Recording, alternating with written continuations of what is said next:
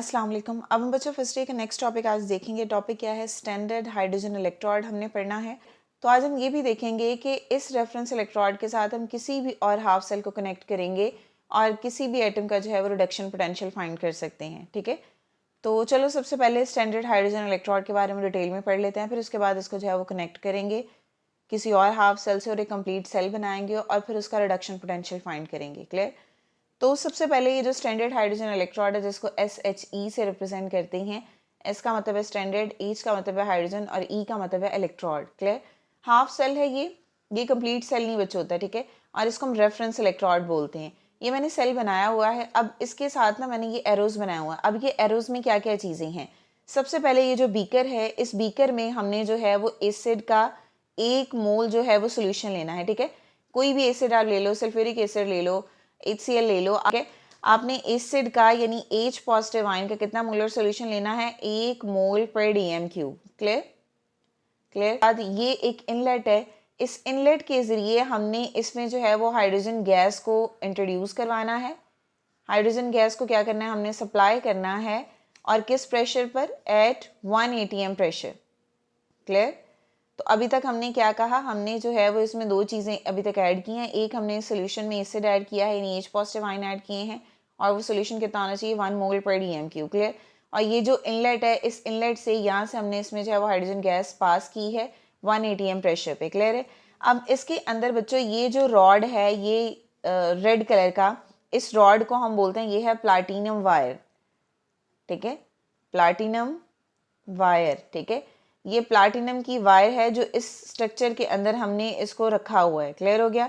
अब ये वाला हिस्सा है स्ट्रक्चर का, इसको हम बोलते हैं ये है ग्लास बेल। क्या है ये ग्लास बेल है। और इसका फंक्शन क्या है? इस ग्लास बेल में बच्चों यहाँ पे ना बारीक बारीक इस तरह के जो है वो सुराख होते हैं। Glass bell with holes. ठीक है, इन H2 टू बबल आउट। इसका मतलब क्या है? इसका मतलब ये है बच्चों कि यहाँ पर देखो ये सारा का सारा जो हिस्सा है इसके अंदर हमने क्या फिल किया बच्चों? हाइड्रोजन गैस फिल की है। ठीक है, तो मींस इन होल्स से जो है वो हाइड्रोजन गैस बबल्स की फॉर्म में क्या होगी? बाहर निकलती जाएगी। क्लियर हो गया? अब उसके अलावा बच्चों ये जो प्लाटिनम का यहाँ पे वायर है, इसके साथ यहाँ पे एक ब्लैक कलर की चीज को कनेक्ट किया हुआ है जिसको हम बोलते हैं प्लाटिनम इलेक्ट्रोड।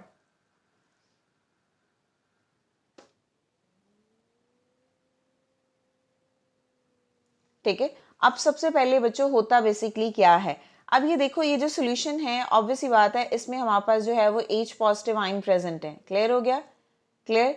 अब जो ऊपर हमारे पास यहाँ पे ये वाली जो हाइड्रोजन गैस है, ये हाइड्रोजन गैस भी तो यहाँ से ये जो सुराख बने इन सुराख से बाहर निकल कर यहाँ पे बबल्स बना रही है ना। H पॉजिटिव आयन क्या करेंगे?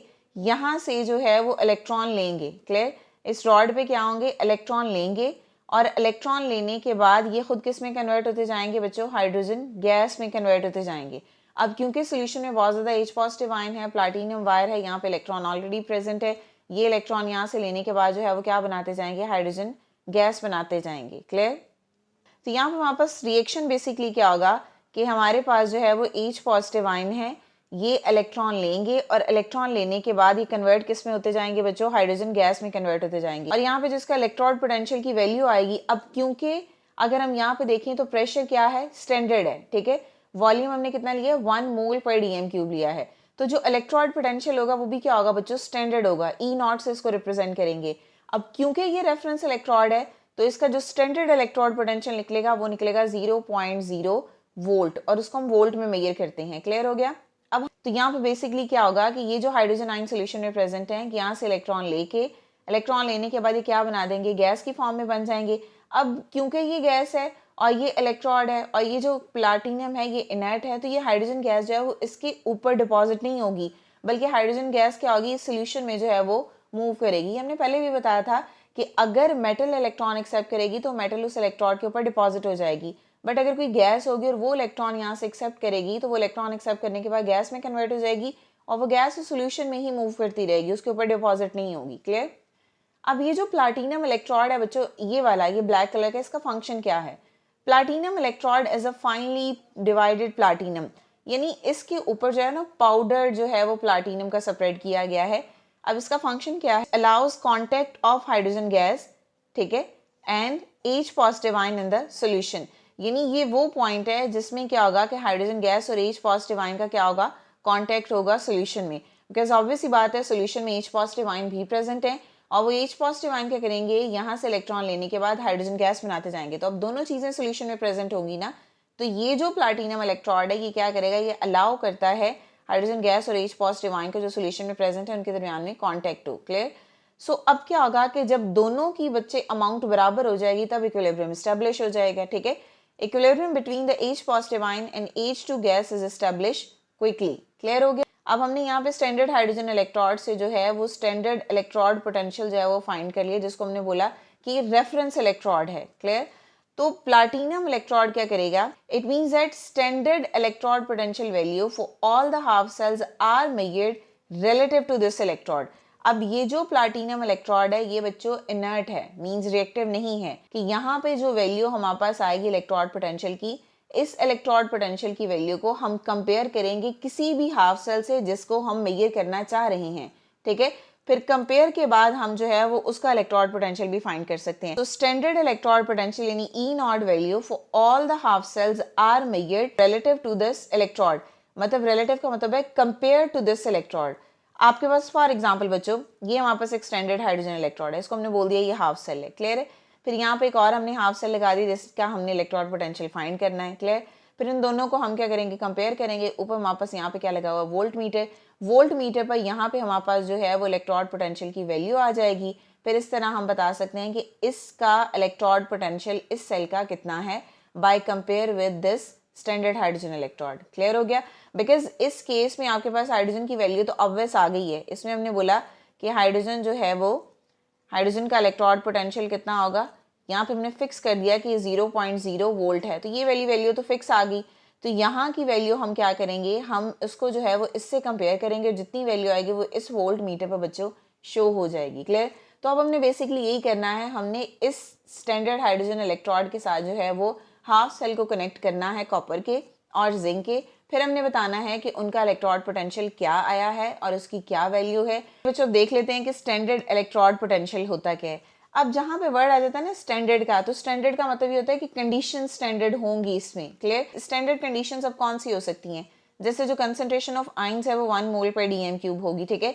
टेम्परेचर जो है वो 25 डिग्री सेल्सियस हो, और अगर केल्विन में देखें तो 298। इस सेल्सियस में जो है वो 273 को प्लस करेंगे तो हमारे पास टेम्परेचर जो है वो केल्विन में आ जाएगा। क्लियर। और अगर आप प्रेशर देखो तो 180 एम है, यानी 101 किलो पास्कल है। तो जो काम आप स्टैंडर्ड कंडीशंस पे करते हो ना, उसके लिए हम वर्ड यूज करते हैं स्टैंडर्ड का। क्लियर। और उसके बाद फोर्थ वन क्या है, the value of electrode potential of the half cell is measured relative to the standard hydrogen electrode. मतलब जो हमने हाफ सेल को स्टैंडर्ड हाइड्रोजन इलेक्ट्रोड के साथ कनेक्ट किया है उसकी वैल्यू को हम उसी स्टैंडर्ड हाइड्रोजन इलेक्ट्रोड के अकॉर्डिंग ही मेजर करेंगे। क्लियर। तो अब हम देखते हैं कि स्टैंडर्ड इलेक्ट्रोड पोटेंशियल की बच्चों डेफिनेशन क्या है। स्टैंडर्ड इलेक्ट्रोड पोटेंशियल को हम ई नॉट से रिप्रेजेंट करते हैं। डेफिनेशन क्या है, the standard electrode potential for a half cell is the voltage measured under the standard condition with the standard hydrogen electrode as the other half cell. For example बच्चों ये हमारे पास एक half cell है जिसको हमने बोला ये है SHE यानी स्टैंडर्ड हाइड्रोजन इलेक्ट्रोड। क्लियर। तो ये दूसरा हाफ सेल है जिसका हम जो है वो इलेक्ट्रोड पोटेंशियल फाइंड करना चाह रहे हैं, ठीक है। इन दोनों को हमने कनेक्ट कर देना है किसके साथ, वोल्ट मीटर के साथ। तो जब हम इसको वोल्ट मीटर के साथ इन दोनों सेल्स को कनेक्ट कर देंगे तो यहाँ पे हमारे पास कुछ वैल्यू आएगी जिसको हम बोलेंगे ये है स्टैंडर्ड इलेक्ट्रोड पोटेंशियल। क्यों, बिकॉज ये काम हम जो है वो स्टैंडर्ड टेम्परेचर, स्टैंडर्ड प्रेशर और जो है वो एक स्टैंडर्ड कंसंट्रेशन ऑफ आयन पे कर रहे हैं। तो जो भी वैल्यू आएगी वो क्या होगी, स्टैंडर्ड इलेक्ट्रोड पोटेंशियल की वैल्यू होगी। क्लियर। तो डेफिनेशन जरा दोबारा देखो, द स्टैंडर्ड इलेक्ट्रोड पोटेंशियल यानी E nought for a half cell, इस हाफ सेल की बात कर रहे हैं, ठीक है, इज द वोल्टेज मेजर्ड। यहाँ पे वोल्टेज मेजर्ड यानी यहाँ पे हमारे पास कोई ना कोई वैल्यू आएगी अंडर स्टैंडर्ड कंडीशन। तो इन स्टैंडर्ड कंडीशंस में हम ये काम कर रहे हैं और किसके साथ कंपेयर कर रहे हैं, विद स्टैंडर्ड हाइड्रोजन इलेक्ट्रोड से, जो कि दूसरा हाफ सेल है। मींस एक हाफ सेल ये है और एक हाफ सेल ये है, ठीक है। तो इस केस में हमारे पास जो ई नॉट की वैल्यू आएगी इसको हम बोलेंगे ये है स्टैंडर्ड इलेक्ट्रोड पोटेंशियल। क्लियर हो गया।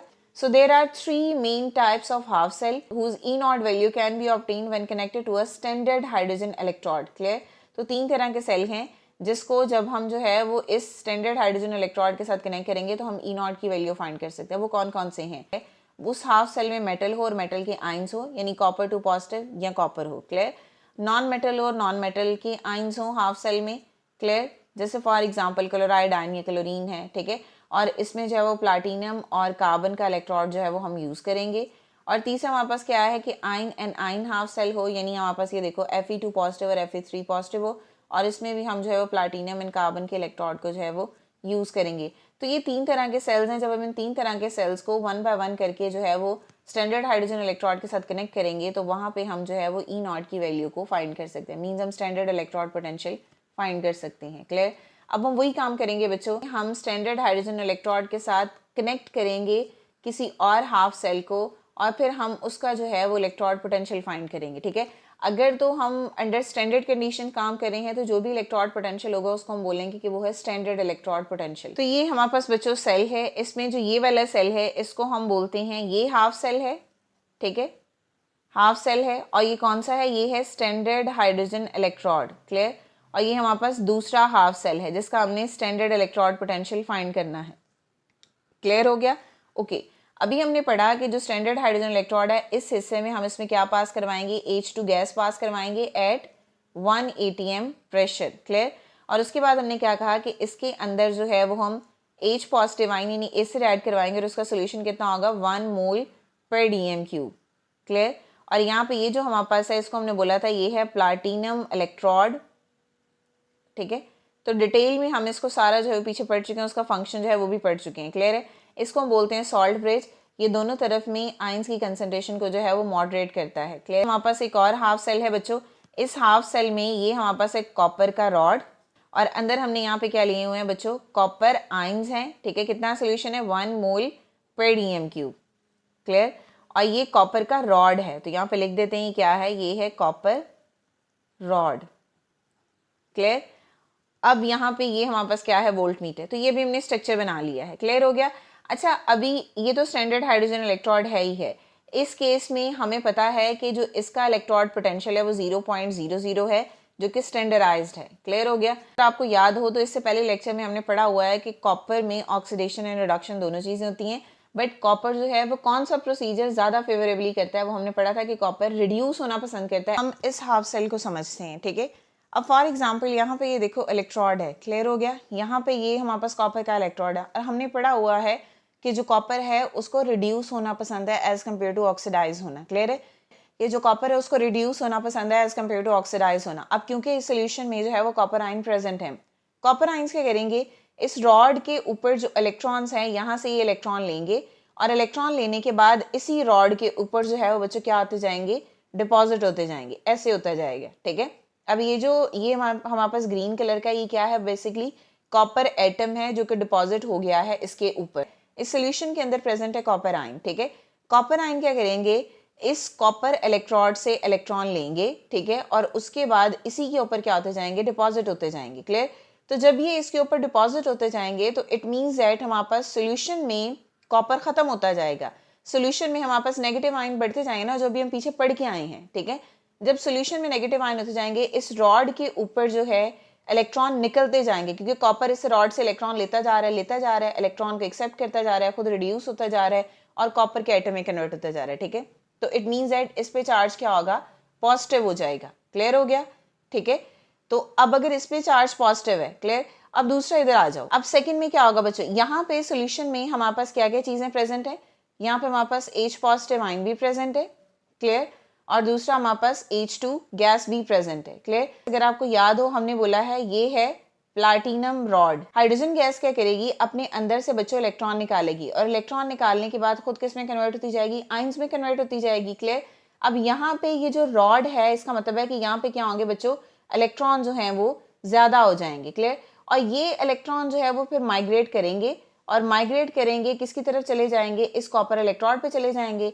यहाँ पे नेगेटिव साइन जो है फिर ज्यादा हो जाएगा, कॉपर आयन जो है वो इस इलेक्ट्रॉन को एक्सेप्ट करेगा और इसके ऊपर डिपॉजिट होता जाएगा, क्लियर। तो यहाँ पे साइन क्या होगा बच्चों? नेगेटिव, क्योंकि यहाँ पे इलेक्ट्रॉन मूव कर रहे हैं। यहाँ पे नेगेटिव क्यों नहीं हो सकता? बिकॉज जितने यहाँ पे नेगेटिव रॉड पे हैं इलेक्ट्रॉन वो सारे के सारे कॉपर एक्सेप्ट कर रहे हैं, ठीक है। तो हाइड्रोजन गैस ने क्या किया? इलेक्ट्रॉन को लूज किया, तो इस केस में बच्चों यहाँ पे क्या होगी, ऑक्सीडेशन, क्योंकि इलेक्ट्रॉन का क्या हो रहा है, रिमूवल हो रहा है। क्लियर। और यहाँ पे हमारे पास कॉपर ने उस इलेक्ट्रॉन को एक्सेप्ट किया, तो यहाँ पे क्या होगी, रिडक्शन। अच्छा, एक चीज मैं आपको क्लियर कर दूं, जो पीछे हमने पढ़ा था, हमने ये कहा था नेगेटिव टर्मिनल है उस वहां पे होगी रिडक्शन और जो पॉजिटिव है वहां पे होगी ऑक्सीडेशन, लेकिन यहाँ पे हमने उससे उल्ट पढ़ा है। ठीक है, तो इसके पीछे बच्चों यही कॉन्सेप्ट है। इलेक्ट्रॉन जो यहाँ से निकलेगा वो इलेक्ट्रॉन जो माइग्रेट करेगा टुवर्ड द कॉपर। अब क्योंकि इलेक्ट्रॉन यहाँ से निकला है, यहाँ पे इलेक्ट्रॉन ज्यादा है तो नेगेटिव चार्ज, तो यहाँ पे क्या हो रही है, ऑक्सीडेशन। क्लियर। अब यहाँ पे जब ऑक्सीडेशन हो रही है तो इलेक्ट्रॉन जो है वो ट्रेवल करके कहाँ जा रहा है, कॉपर रॉड पे।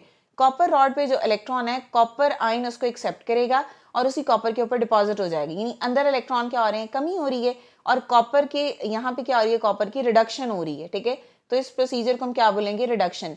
मींस नेगेटिव टर्मिनल पे ऑक्सीडेशन होगी और पॉजिटिव टर्मिनल पे रिडक्शन होगी। जब यहाँ पे इलेक्ट्रॉन मूव करेगा तो यहाँ पे हमारे पास वोल्ट मीटर से हमें जो इलेक्ट्रॉन पोटेंशियल फाइंड आउट होगा वो होगा E not is equal two plus 0.34 volt. ठीक है, तो यहाँ से हम इलेक्ट्रॉन पोटेंशियल इस वोल्ट मीटर से फाइंड कर सकते हैं। क्लियर हो गया। अब हुआ क्या है बच्चों, बेसिकली अब हम यहाँ से देखते हैं, तो इस डायग्राम से हमने क्या किया, हमने बेसिकली मेजर किया, किसको मेजर किया, हमने स्टैंडर्ड इलेक्ट्रॉन पोटेंशियल वैल्यू को, किसकी value for a copper ion and copper. ठीक है, और हमने क्या किया था कि इस कॉपर आयन एंड कॉपर के सेल को हमने कनेक्ट किससे किया था, हमने स्टैंडर्ड हाइड्रोजन इलेक्ट्रोड से कनेक्ट किया था। फिर हमारे पास जो है वो E नॉट की वैल्यू आई थी। ठीक है, और जो कितनी वैल्यू आई है हमारे पास, हमने ऊपर अभी देखी है, प्लस 0.34 वोल्ट आई है। क्लियर। तो हमारे पास जो दो हाफ सेल की इक्वेशंस बनती हैं वो क्या बनेंगी, अब वो देख लेते हैं। ठीक है, हमने कहा कॉपर आयन है, कॉपर आयन जो है वो 2 इलेक्ट्रॉन एक्सेप्ट करेंगे और वो कन्वर्ट किस में हो जाएंगे बच्चों, कॉपर में कन्वर्ट हो जाएंगे। क्लियर, यानी कॉपर जो है वो डिपॉजिट हो जाएगा रॉड के ऊपर, और इस केस में हमारे पास जो स्टैंडर्ड इलेक्ट्रोड पोटेंशियल आएगा वो होगा प्लस 0.34 वोल्ट, और ये हमने किससे देखा है, ये हमने वोल्ट मीटर से देखा है। क्लियर। उसके बाद क्या होगा कि यहाँ पे हमने क्या कहा था कि इसी तरह दूसरी तरफ, अच्छा एक चीज मैं आपको क्लियर कर दूं बच्चों, यहाँ पे मैंने क्या कहा था कि हाइड्रोजन गैस जो है वो इलेक्ट्रॉन को रिमूव करके H पॉजिटिव आयन बनाएगा और इलेक्ट्रॉन जो है वो माइग्रेट करेंगे टुवर्ड द कॉपर इलेक्ट्रोड। एक चीज मैं आपको क्लियर कर दूं कि यहाँ पे जब हम सेल्स को SHE के साथ कनेक्ट करते हैं, हमारे पास जो है वो स्टैंडर्ड इलेक्ट्रॉन पोटेंशियल जो निकलता है वो बेसिकली हमारे पास रिडक्शन पोटेंशियल निकलता है। क्लियर। अगर हमने ऑक्सीडेशन पोटेंशियल फाइंड करना हो तो हम क्या करेंगे, उसी वैल्यू के साथ नेगेटिव का साइन लगा देते हैं। क्लियर। तो इट मीन्स दैट कि जितना भी हम स्टैंडर्ड इलेक्ट्रॉन पोटेंशियल फाइंड करेंगे वो बेसिकली हम रिडक्शन पोटेंशियल की बात कर रहे हैं, नॉट ऑक्सीडाइजिंग पोटेंशियल। क्लियर। ठीक है, अब इसी तरह हमने कहा कि जो H पॉजिटिव आयन है ये इलेक्ट्रॉन को एक्सेप्ट करेंगे। ठीक है, और इलेक्ट्रॉन को एक्सेप्ट करने के बाद ये कन्वर्ट किस में होते जाएंगे, हाइड्रोजन गैस में कन्वर्ट होते जाएंगे, और इस केस में हमारे पास ये 2 इससे कट जाएगा तो ये दोनों तरफ बराबर हो जाएंगे। इस केस में हमारे पास जो स्टैंडर्ड इलेक्ट्रॉन पोटेंशियल आएगा वो आएगा 0.00 वोल्ट। स्टैंडर्ड है, वैल्यू उसकी क्या होगी, 0 होगी। क्लियर हो गया। अब इस इक्वेशन का मतलब क्या है, इस इक्वेशन का मतलब ये है कि standard electron potential value shows that copper ions are easier to reduce than H positive ion. अब ये वैल्यू है बच्चों 0 रिडक्शन पोटेंशियल की, और ये वैल्यू है 0.034। कौन सी वैल्यू ज्यादा है, ऑब्वियसली बात है कॉपर की, तो कॉपर ज्यादा रिड्यूस होगा as compare to hydrogen ion के। क्लियर, यानी इन दोनों के कंपैरिजन में हाइड्रोजन आयन जो है वो ऑक्सीडाइज होगा ज्यादा as compare to copper. Clear. तो यहाँ पे हमारे पास क्या है कि जो E नॉट की वैल्यू है वो कॉपर की ज्यादा है, ये इसका मतलब है कि कॉपर को ज्यादा रिड्यूस होना पसंद है as compare to hydrogen ion. ठीक है, means that they have a more standard electron potential value जो कि पॉजिटिव में है। So the copper ion will accept the electron from H positive and H2 half cell, and hydrogen gas will lose electron to copper ions and copper half cell. Clear? It means that जो hydrogen gas है वो electron को lose करेगी, और वो जो electron lose किए हैं वो migrate करेंगे toward the copper electrode. Copper ion वहां से इलेक्ट्रॉन एक्सेप्ट करेगा और उसी रॉड के ऊपर जो है वो डिपॉजिट हो जाएगा। क्लियर। तो ये बेसिकली प्रोसीजर होता है। ये अभी हमने एक हाफ सेल को जो है वो कनेक्ट किया है स्टैंडर्ड हाइड्रोजन इलेक्ट्रोड के साथ, और उसका हमने स्टैंडर्ड इलेक्ट्रोड पोटेंशियल फाइंड किया है। क्लियर। अब हम क्या करेंगे, अभी तो हमने कॉपर की एग्जांपल को एक्सप्लेन किया ना, अब हम जरा जिंक को एक्सप्लेन करते हैं। वो सेकंड जो हाफ सेल लेंगे, अब उसमें जो है वो जिंक आयन हम लेंगे जिंक एटम के साथ। क्लियर। तो चलो अब उसको देखते हैं। इस डायग्राम को बच्चों जरा दोबारा देख लेते हैं, वो फोन बंद हो गया था बीच में ही। तो ये हमारे पास जो है वो ये है स्टैंडर्ड हाइड्रोजन इलेक्ट्रोड, इसके साथ हमने एक और हाफ सेल कनेक्ट किया है और वो किसका है, जिंक और जिंक रॉड है। ठीक है, जिंक आयन है और जिंक एटम है, यानी यहाँ पे ये जो हमारे पास जिंक रॉड है और इसके अंदर जो सोल्यूशन है जिंक सल्फेट का सोल्यूशन है, मीन्स बीच में जिंक है। क्लियर। अगर आपको याद हो तो हमने पढ़ा था कि अगर हम जिंक को कॉपर से कंपेयर करते हैं तो जिंक को रिड्यूस होने की बजाय ऑक्सीडाइज होना पसंद है। ठीक है, तो जिंक रॉड क्या करेगा, यहाँ से जिंक जो है वो रिमूव होता जाएगा, किस फॉर्म में, जिंक आयन की फॉर्म में, और वो सोल्यूशन में जाता जाएगा। ठीक है, तो जिंक जब जिंक आयन में कन्वर्ट होगा तो वो 2 इलेक्ट्रॉन को लूज कर रहे हैं ना, वो 2 इलेक्ट्रॉन कहाँ चले जाएंगे बच्चों, इस रॉड के ऊपर वापस जाते जाएंगे, जिस वजह से इस रॉड पे चार्ज आ जाएगा नेगेटिव, यानी इसको हम क्या बोलेंगे, ये है नेगेटिव टर्मिनल। अब जिंक क्या कर रहा है, इलेक्ट्रॉन को रिमूव कर रहा है। ठीक है, और रिमूवल ऑफ इलेक्ट्रॉन क्या होता है, ऑक्सीडेशन। यहाँ से इलेक्ट्रॉन जो है वो माइग्रेट करेंगे, माइग्रेट करने के बाद यहाँ पे आ जाएंगे, यहाँ पे H पॉजिटिव आयन प्रेजेंट है, वो उस इलेक्ट्रॉन को एक्सेप्ट करेगा और हाइड्रोजन गैस बना देगा। क्लियर।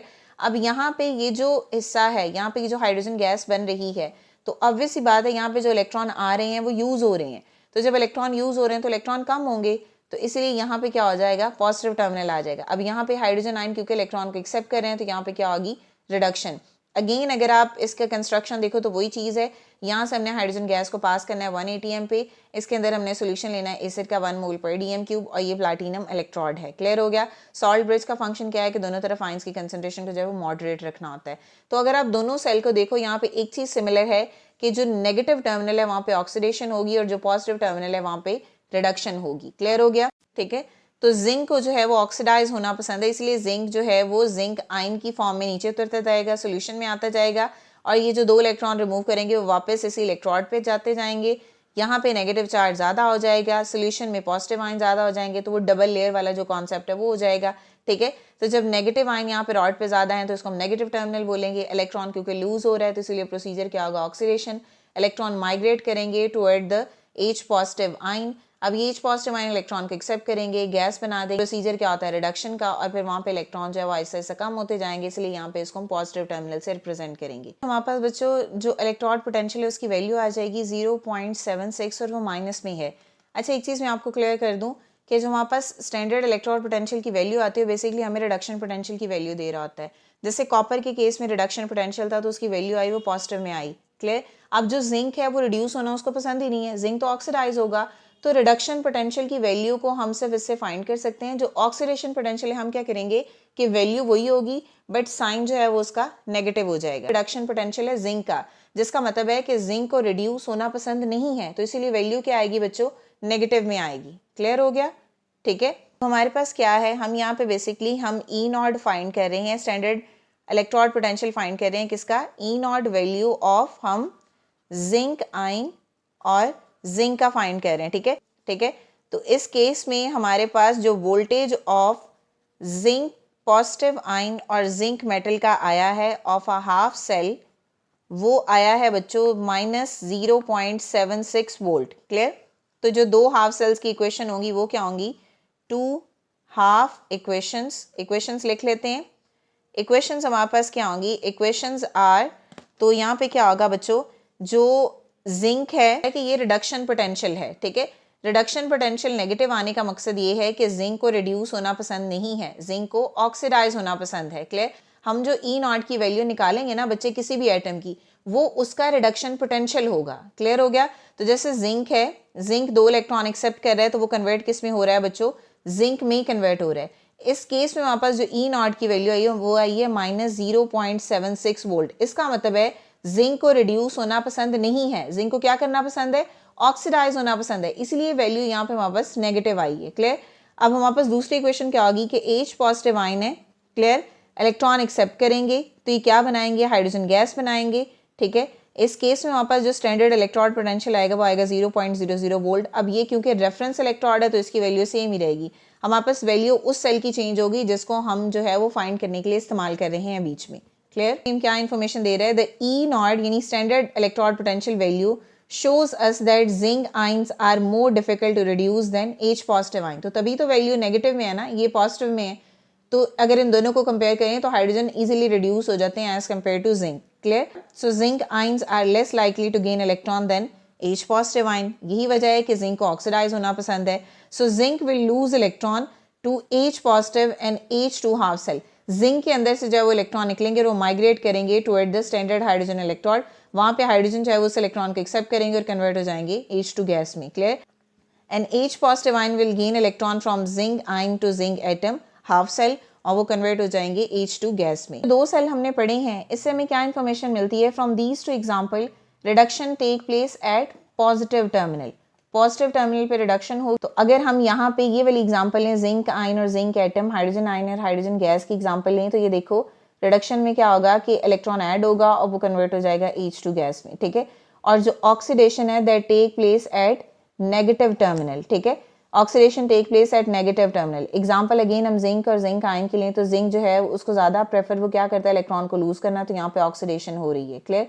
अब यहाँ पे देखो पॉजिटिव टर्मिनल पे रिडक्शन और नेगेटिव टर्मिनल पे ऑक्सीडेशन देख लेते हैं। अभी है बच्चों कॉपर वाला, यहाँ